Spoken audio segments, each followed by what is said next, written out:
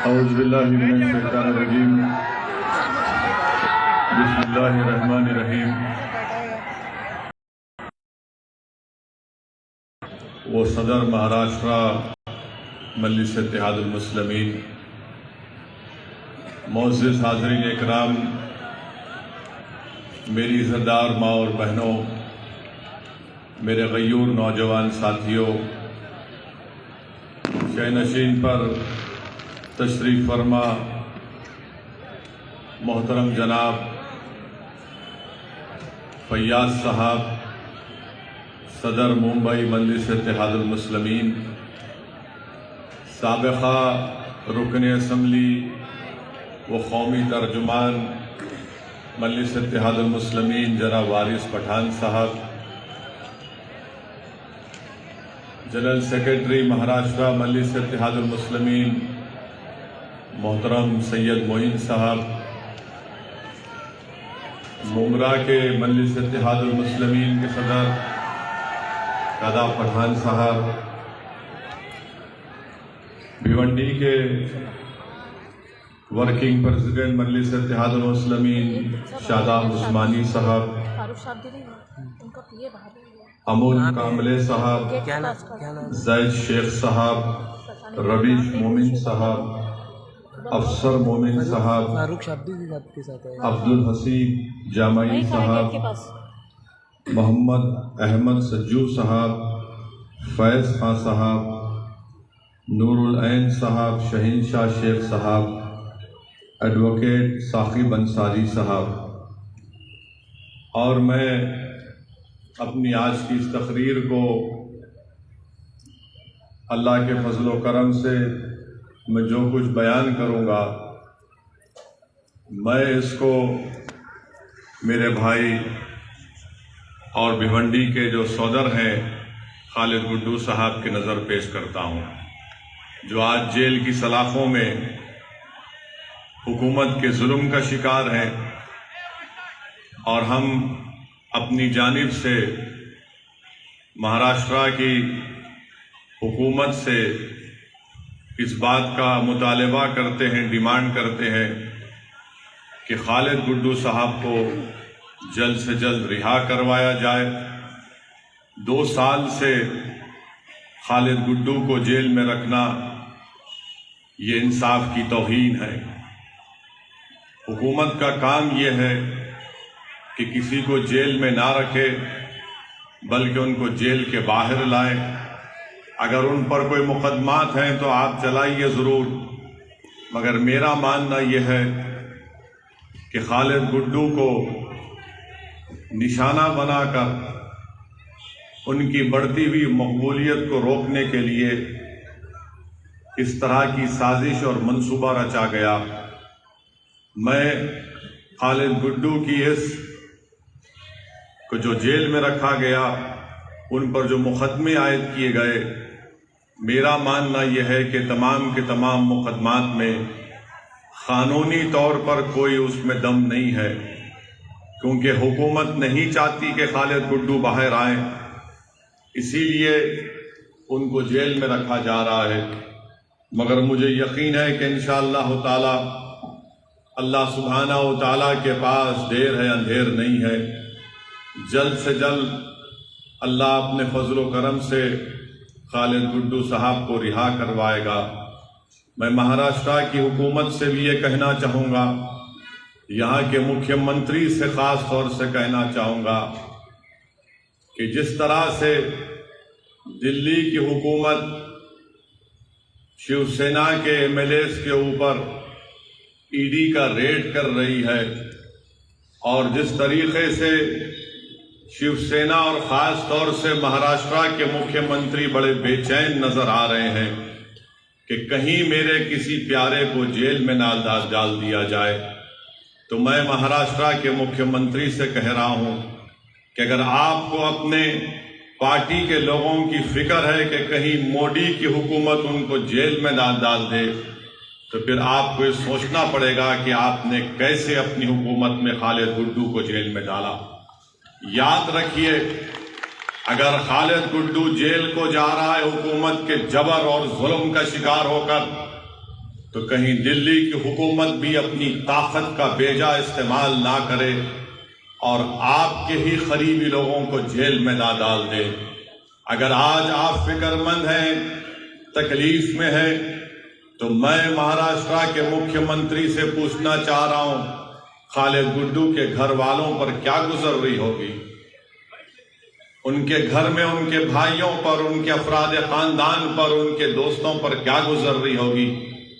इसीलिए हम महाराष्ट्र हुकूमत से मुतालबा करते हैं कि आप खालिद गुड्डू को रिहा करवाइए, मुकाबला करिए सियासत में, मैदान में मुकाबला करिए। लोकतंत्र है, लोकशाही है, संविधान के दायरे में रहकर मुकाबला करिए। किसी को जेल में डालकर ये बहादुरी का काम नहीं है। बहादुर वो है जो अपने मुखालिफीन को भी छोड़े और कहे कि आओ प्यारे आजमाओ किस्मत, देखते हैं मैदान में अवाम किसको पसंद करती है। अगर आज हुकूमत महाराष्ट्र की सरकार लोकशाही पर भरोसा करती है तो मैं उम्मीद करता हूं कि वो खालिद गुड्डू को रिहा करवाएगी और शिवसेना, राष्ट्रवादी कांग्रेस और कांग्रेस ये कहेगी कि खालिद गुड्डू तुम बाहर निकल कर हमसे मुकाबला करो।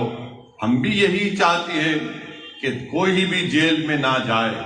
सियासतदान है, राजनेता है, अगर वो जेल को चले जाएंगे तो याद रखो उनकी मकबूलियत में और इजाफा होता रहेगा। खालिद गुड्डू की मकबूलियत में कोई कमी नहीं आई, ना इंशाअल्लाह कमी आएगी। खालिद गुड्डू एक दिन रिहा होगा और जब खालिद गुड्डू रिहा होगा तो पहले से ज्यादा ताकतवर एक सियासी नेता बनकर रिहा होगा। और मजलिस इत्तेहादुल मुस्लिमीन हमेशा मजलूमों का साथ देती है। जुल्म करने वालों याद रखो, इख्तिदार किसी के पास रहने वाला नहीं है।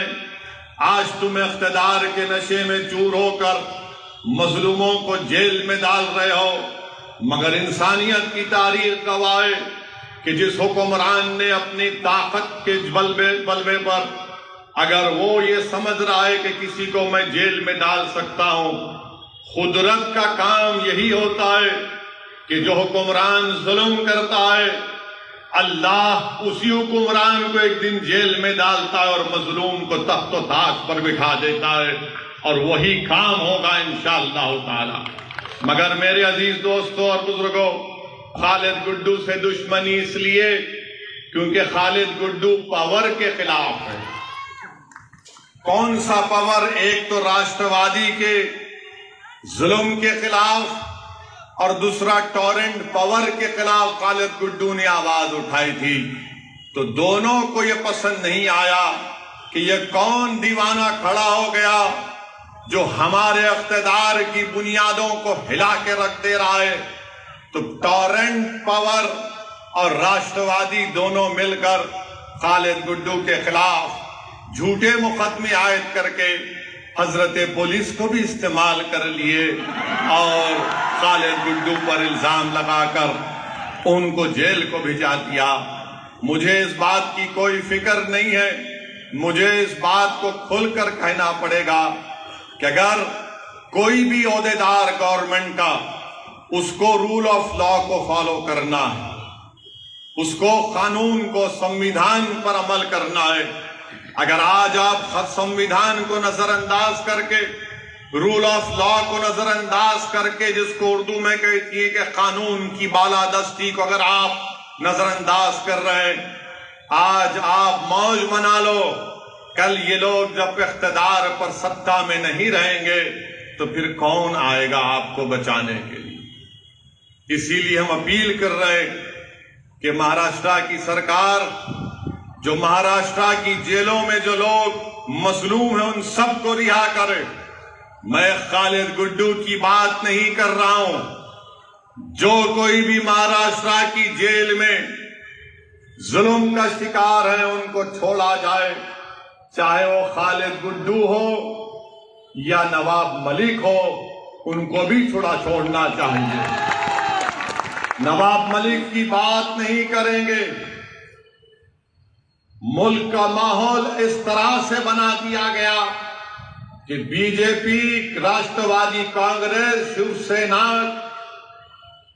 समाजवादी पार्टी, ये तमाम नाम निहाद सेकुलर पार्टियां ये चाहती हैं कि बला हम तक ना आए, हम जेल को ना जाएं, मगर हमारे पार्टी में अगर कोई मुसलमान है तो उसको जेल में डाल दो, हम जेल को नहीं जाएंगे।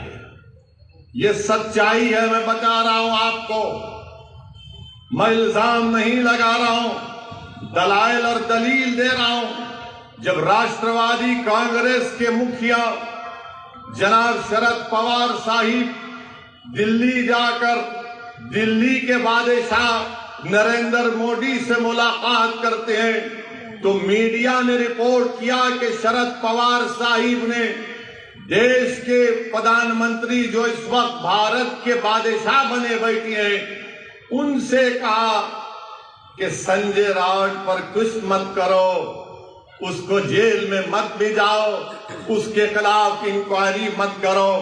मैं पूछना चाह रहा हूं राष्ट्रवादी कांग्रेस के लोगों से, उनको नवाब मलिक क्यों याद नहीं आया? नवाब मलिक का नाम लेना था ना।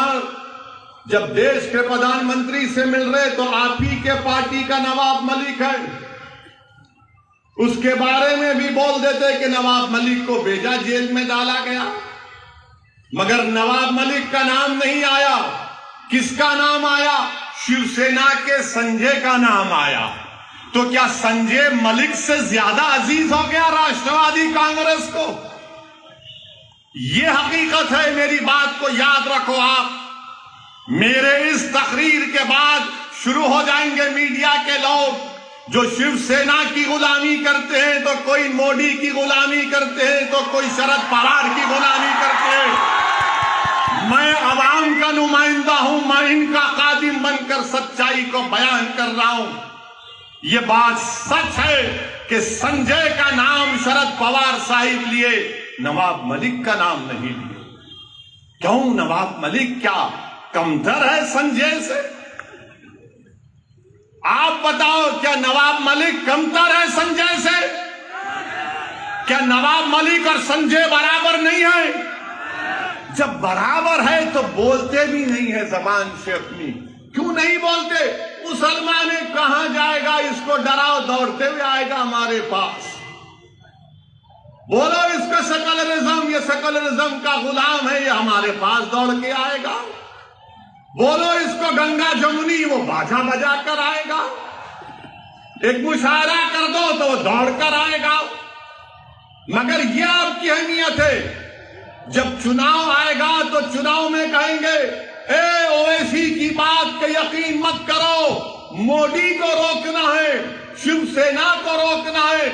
जब महाराष्ट्र के विधानसभा चल रहे थे, इसी जगह पर मैं आया था, इसी विधानसभा में भिवंडी के, मैंने आपसे अपील की थी कि यहां से खालिद गुड्डू को कामयाब करिए। मैं आपका शुक्रिया अदा भी करने आया हूं कि आपने अपनी दुआओं से मजलिस इत्तेहाद और मुस्लिमीन के उम्मीदवार खालिद गुड्डू को 44,000 वोट से नवाजा। मैं आपको दिल की गहराइयों से सलाम करता हूं। मगर उस वक्त आपको याद होगा, यही राष्ट्रवादी के लोग, कांग्रेस के लोग कह रहे थे ओवैसी को वोट मत दो, भाजपा और शिवसेना को रोकना है। और जब चुनाव हो गए तो राष्ट्रवादी और कांग्रेस ने शिवसेना से मिलकर निकाह किया। निकाह किया। अब ये 1, 2, 3 में दूल्हा कौन है मुझे नहीं मालूम, मगर एक सदाबहार दूल्हा आपके सामने खड़ा हुआ। जब सत्ता को मिलना था, सीएम की कुर्सी थी, मंत्री की पोस्ट थी, दौलत थी, इख्तिदार था, तो बोले मुसलमान का छोड़ो, कहां जाएगा, उसको हम तो हमेशा से धोखा देते आए हैं। हमने भिवंडी में फसाद करवाया, भिवंडी में मरवाया, कि इंक्वायरी कमीशन की रिपोर्ट भी आई, मुसलमान भूल जाता है। जज्बात में लाओ मुसलमान को, भाजपा का, शिवसेना का, सेकुलरिज्म का इसको पाठ इसके सामने पढ़ो, मुसलमान सन्नाटे में आ जाता है। अब आप बताइए, जब मैं पुकार कर कह रहा था 2019 के असेंबली और विधानसभा के चुनाव में कि कामयाब करो खालिद गुड्डू को, आपकी आवाज विधानसभा में जानी चाहिए, तो मेरी ही मुखालिफत में हमारे ही दरमियान से लोग खड़े होकर कहे ये जज्बाती बात करता है। अब बताओ क्या मैं सच था ये और आप झूठे नहीं थे? मेरे अजीज दोस्तों और बुजुर्गों, ये सब चीजें आपके सामने इसलिए रख रहा हूं ताकि आप जब यहां पर इंशाअल्लाह ताला भिवंडी के लोकल बॉडी के बल्दिया के इंतखाबात होंगे तो आप एक अच्छा फैसला करेंगे और आप मुत्तहिद होकर यहां से इंशाअल्लाह मजलिस के नुमाइंदों को कामयाब करेंगे। और मैं आपसे वादा कर रहा हूं कि हम भी ये कोशिश कर रहे हैं कि हमारी कमजोरियों को, हमारी खामियों को दूर किया जाए। मैं आपसे अपील कर रहा हूं कि आप हमारी रहबरी करिए, हमारी सरपरस्ती करिए। अगर हम गलती करते हैं तो हमारा हाथ पकड़कर टोकिए, मगर इस कारवां को, इस जिम्मेदारी को आपको लेकर आगे बढ़ना है, आपको कामयाब करना है। मैं यहां पर नहीं आया हूं अपने लिए, बार बार यही कहता हूं मैं और कहता रहूंगा। मैं यहां पर इसलिए आया हूं कि ताकि आपकी लीडरशिप बने, आपका कायद बने, जो आपकी आवाज विधानसभा हो, पार्लियामेंट हो, यहाँ की बल्दिया हो, वहां पर गूंजे।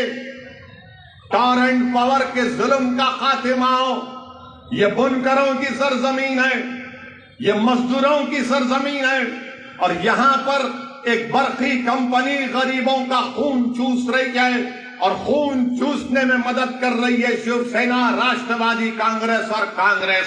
आखिर क्या बात है कि सिर्फ यहां पर कितने वो कोणार्क विकास अघाड़ी के सिर्फ 4 नगर सेवक है और उनका महापौर बन जाता है, सिर्फ 4 उनके। और फिर इसमें कांग्रेस भी और शिवसेना भी, बीजेपी भी इनकी मदद करते हैं। क्या बात है, ये आपके रिश्तेदार हैं क्या? 4 इनके, 47 कांग्रेस के, भाजपा की 18। क्या बैठ के बिरयानी खा लिए तुम लोग? पूरा भिवंडी को लूट लिए। 850 करोड़ का बजट कहां इस्तेमाल हुआ? जब ये सवाल हम करते हैं 850 करोड़ कहां गए, तो कल आप देखेंगे सुबह से ये रात भर नहीं सोएंगे मेरी तकरीर सुन के, करवटें बदलते रहेंगे। कैसा बोला, कैसा बोला, ये बोला, वो बोला।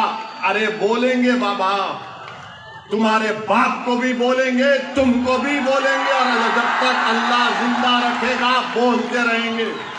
अब सुबह से शुरू हो जाएंगे, ये भड़काऊ भाषण दिया, ये ऐसा बोला, वो उस समुदाय के खिलाफ बोला। अरे बाबू, कभी तकरीर सीखना है ना संविधान के दायरे में रहकर, तो आओ मैं तुमको समझाता हूं कैसे तकरीर करना चाहिए। मगर कल से शुरू कर देंगे, 10 बजे से मीडिया को फोन आएगा, ए वो क्लिप चला ना ओवैसी की, ए उसने ऐसा बोला था, तू चलाया क्यों नहीं? कल रात में वारिस को बुलाकर बिठा के इसको पूछ जरा। कितनों को बिठा के पूछेंगे, कुछ भी निकलने वाला नहीं है इसमें से। जो बात सच्ची होती है वो कड़वी होती है। कड़वी उन लोगों के लिए होती है जो जुल्म करते हैं, और जो बात सच्ची होती है वो आवाम के दिलों को छू जाती है और दिलों में समा जाती है। इसीलिए मजलिस इत्तेहादुल मुस्लिमीन से मुखालिफ हो। 850 करोड़ का बजट, और अस्पताल जैसा भी कहा गया कि वेंटिलेटर पर है। 850 करोड़ कहां गए? कैसे अस्पताल नहीं अच्छा हुआ? किसके जेब में गए? आप अंदाजा लगाइए, 850 करोड़ का बजट अगर अस्पताल की अच्छाई के लिए, डेवलपमेंट के लिए इस्तेमाल होता तो गरीबों को इससे फायदा पहुंचता भिवंडी की। मगर इनको ये चाहते हैं कि नहीं नहीं, गारत का गड़ा है, इनका भरता नहीं है।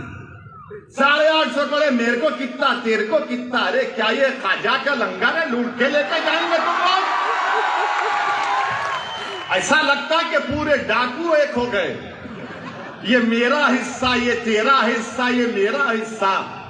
और इसी हिस्सेदारी में आपको अपना हिस्सा नहीं मिलता है।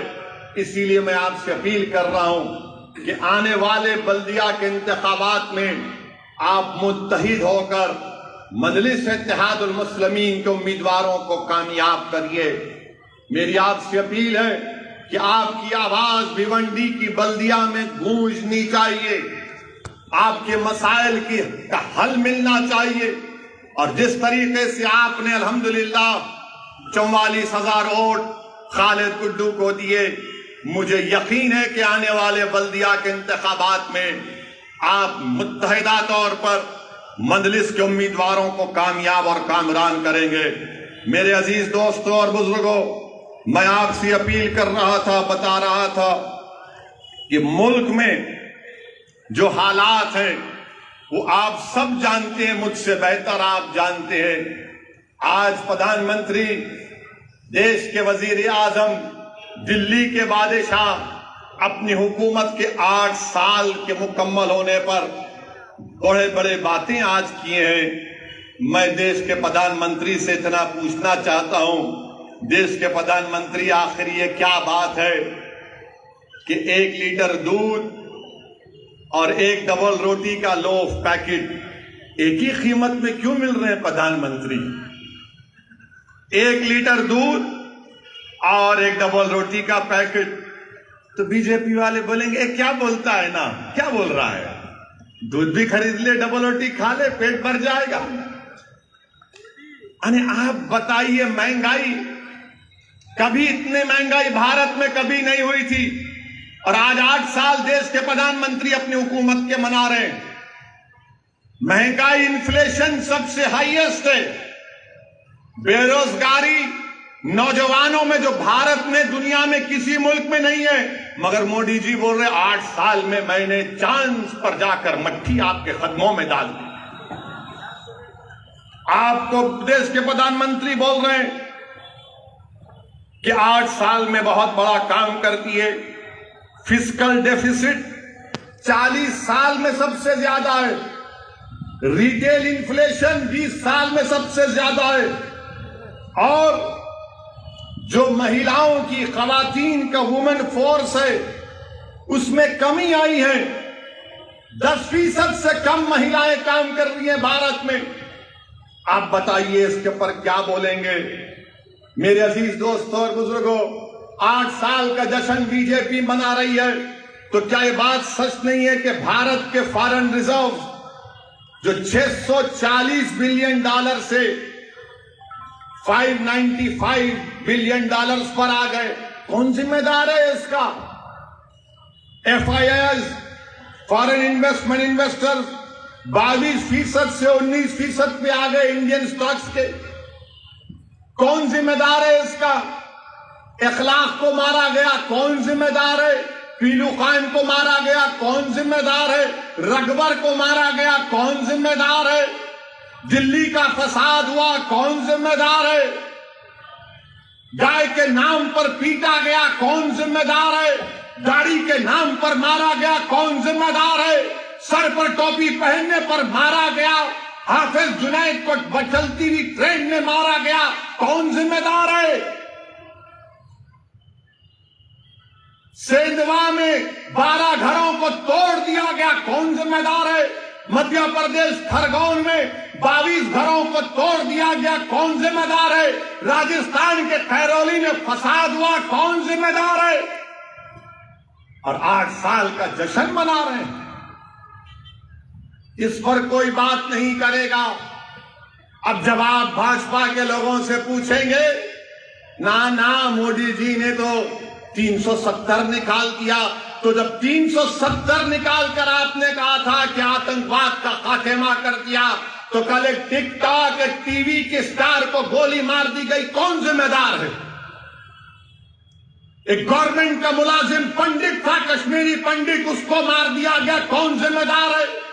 तुमने झूठी पिक्चर को बना दी, जज्बात में और नफरत पैदा करने के लिए इस्लाम और मुसलमानों के लिए, मगर वो पंडित को मारा। कौन जिम्मेदार है? तुम्हारी सरकार है।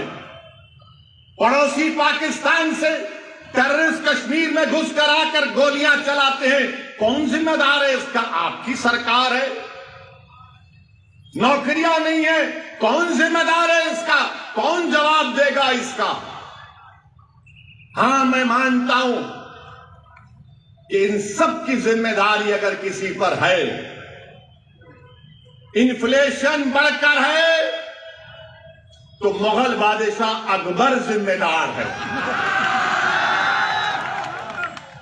नौजवानों में, युवाओं में बेरोजगारी है, तो ताजमहल बनाने वाले शाहजहां की जिम्मेदारी है। पेट्रोल डीजल बढ़ गया, औरंगजेब जिम्मेदार है। मोदी जी नहीं है जिम्मेदार, ये लोग करके गए, इसीलिए पेट्रोल आज तक बढ़ रहा है। सरकार आपकी है, मैं खुद कह रहा हूं ना, औरंगजेब, अकबर, शाहजहां सब जिम्मेदार हैं, मोदी जी नहीं है जिम्मेदार। मेरे अजीज दोस्तों और बुजुर्गों, एक बात मैं भारत के मुसलमानों को भिवंडी से कहना चाहूंगा। भारत के जो सेकुलर जहन रखने वाले हमारे हिंदू भाई बहन हैं, दलित हैं, ओबीसी समाज के लोगों से कहना चाहूंगा, भारत कैसे बना? यह आज जो भारत है कैसे बना? ये आरएसएस, बीजेपी कहती है कि आक्रमण करने वाले मुसलमान आए थे, कहते हैं ना, ये आए थे, आक्रमण करने वाले आए थे भारत में। तो क्या भारत की तारीख सिर्फ मुगलों से शुरू हुई क्या? नहीं, 65,000 साल पहले भारत में, जो मौजूदा भारत है या जो हम जिसको कहते हैं, ये हमारा जो खित्ता है, उसमें 65,000 साल पहले अफ्रीका से लोग आए थे। 65,000 years ago, people from Africa came to India, Bharat of that time. फिर 45,000 साल पहले ईरान से किसान आए थे। फिर उसके बाद मशरिकी एशिया से, ईस्ट एशिया से लोग आए।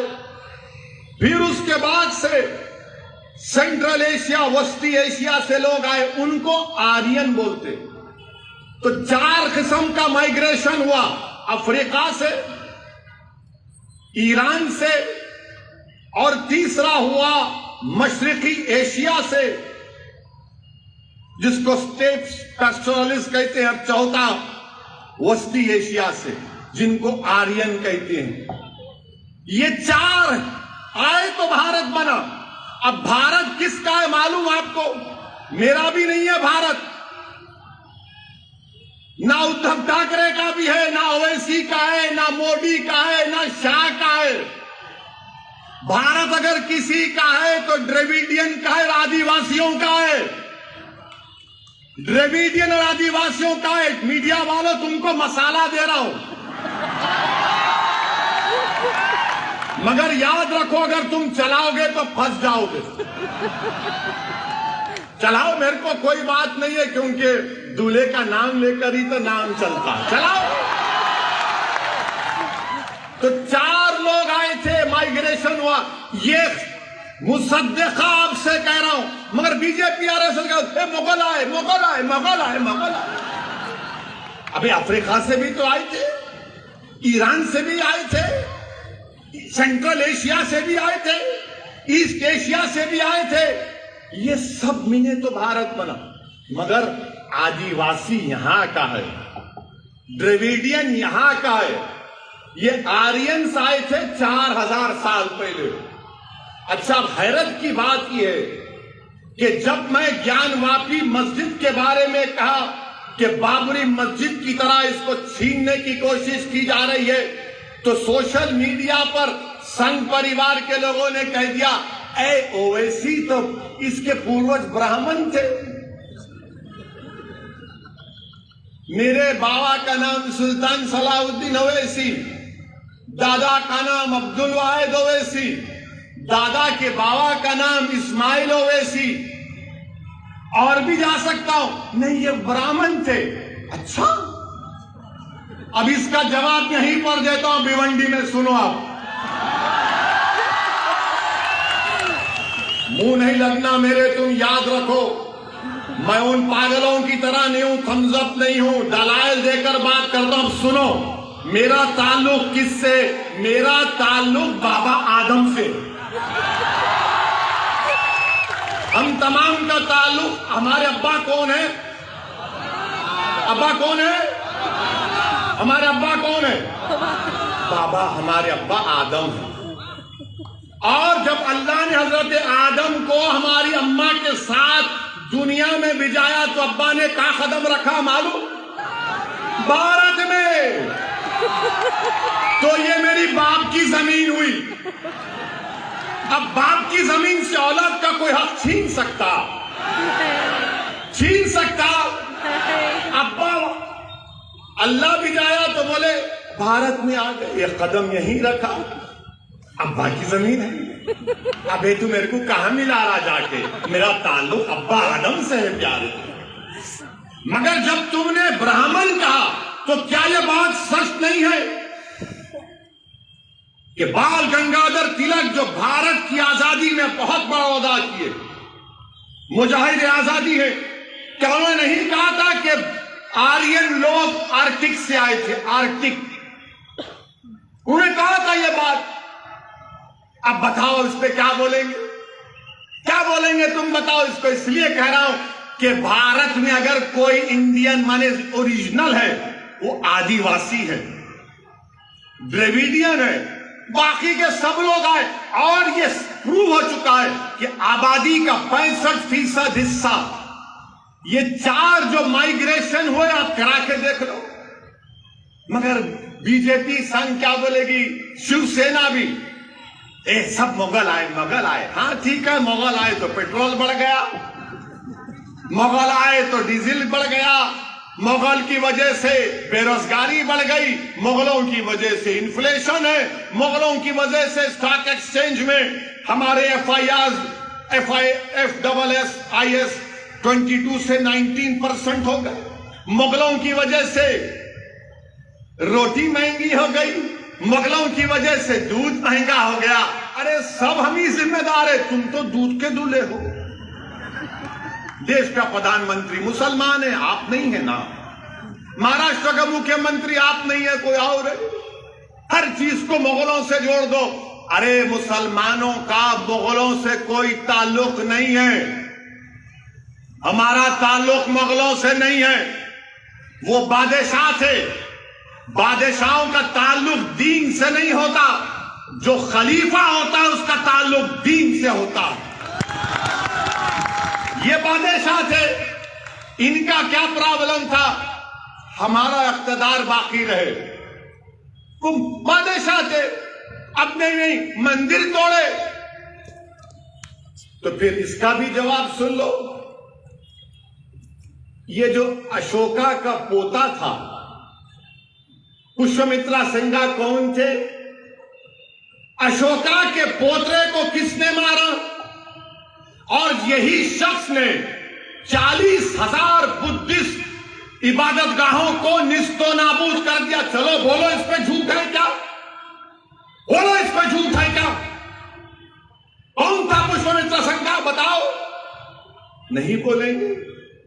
अब जब सुनेंगे तो खामोश हो जाएंगे। अशोका के पोते को हराने वाला कौन था? नाम बोलो। नहीं बोलेंगे। ये आपको समझना है।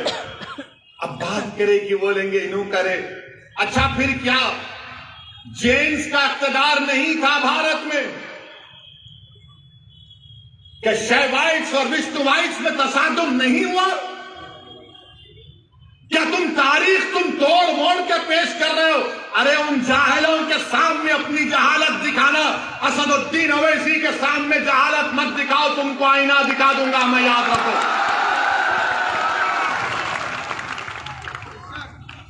बोलो अशोका के पोते को किसने मारा था? कौन मारा था अशोका के बेटे को? बोलो। नहीं बोलेंगे, शाम सूंघ जाएगा इनको। बोलेंगे नहीं मुगल मुगल। अबे रात में मुगल, दिन में मुगल, बैतुल खला में मुगल। कभी निकलो तारीख से। तारीख यह है भारत की कि 65,000 साल पहले अफ्रीका से लोग आए थे भारत में। आर्यन तो 4,000 साल का मामला है। और फिर बोलते नहीं, ये अनटचेबिलिटी जो है यह मुगलों ने शुरू की। झूठ। सच क्या है? सच यह है कि बाबा साहिब अम्बेडकर ने कहा कि 400 AD यानी हजरत ईसा के इस दुनिया से उठाने जाने के बाद 400 AD में यह अनटचेबिलिटी शुरू की गई है। बाबा साहिब अम्बेडकर ने लिखा। ह्यून सांग एक ट्रैवलर है, उसकी किताब पढ़ो। ये संगी नहीं पढ़ते। काली मुगल मुगल मुगल। बोलो कौन के बाबा साहिब अम्बेडकर ने नहीं कहा था? उस पर बात नहीं करेंगे। और बोलेंगे तुम लोग मंदिरों को तोड़ दिए, तो क्या स्वामी विवेकानंदा ने अपनी किताब में नहीं लिखा कि जगन्नाथ की मंदिर बुद्धिस्ट इबादत गाह पर बनाई गई? बोलो मुझ पर इल्जाम लगाने वालों, बोलो। ओवैसी को जान की धमकी देना, ओवैसी को गाली देना, दिन रात मेरे नाम का वजीफा पढ़ना, मैं जो मसाइल को आज उठा रहा हूं तुम जवाब दो उसका। अगर तुम 700-600 साल की तारीख की बात करोगे, मैं 65,000 साल की तारीख की बात करने को तैयार हूं। आओ बैठेंगे, बात करें। बोलेंगे क्या बोलता है? तेरे घर में खोदेंगे। किसी ने मुझे फोन करके कहा कि आपके घर में खोदेंगे। मैंने कहा मेरे घर में तुम खोद नहीं सकते। बोले कैसे नहीं खोद सकते? मिला मेरा घर है, कोई आंख उठाकर नहीं देख सकता, याद रखो। खोदेंगे। अब बोल रहे ताजमहल के नीचे, उसके तहखाने में क्या है देखेंगे। अब तो बोल रहे कि आगरा के किले में जो मस्जिद है उसके नीचे खोदेंगे। मेरे को लगता है बीजेपी RSS वाले, जरा कान खोल के सुनो आप, किसी को बोलना नहीं बात मेरी, किसी को नहीं बोलेंगे ना आप, ना नहीं बोलना है तो कट्टी हो जाएंगे। अपनी दोस्ती बरकरार रहे। तो इसलिए खोद रहे वो लोग कि देश के प्रधानमंत्री की डिग्री तलाश कर रहे, कहां है कहां है। नरेंद्र मोदी की MA पॉलिटिकल साइंस की डिग्री है, मगर देश के प्रधानमंत्री की एंटायर पॉलिटिकल साइंस की डिग्री है, मिलती नहीं है। तो शायद प्यारे बोल रहे मस्जिद के बहाने डिग्री मिल जाएगी, मस्जिद में